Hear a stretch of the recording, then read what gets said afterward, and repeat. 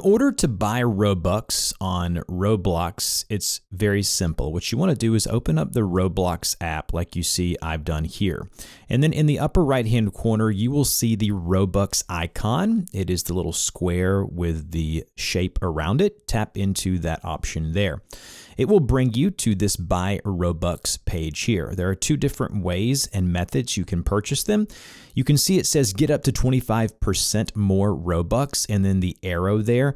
If you tap on this first set of options here where you're getting more Robux for your money, it will then take you to the Roblox website or web store. The reason they do this is because they don't have to pay the Apple fees every time they make a transaction. So if you tap on one of those first options there, it'll take you to the Roblox store where you can check out. But if you just want to simply do it through the App Store on both iOS or on Android, down where it says more packages, scroll down, find the amount of Robux that you want to purchase, tap the amount next to it, just like so, and then it will prompt you to double click to pay with your method of payment on your device, and you are good to go. There'll be some frequently asked questions in the pinned comment down below. If this helped, like, share, and subscribe, and I'll see you guys in the next video.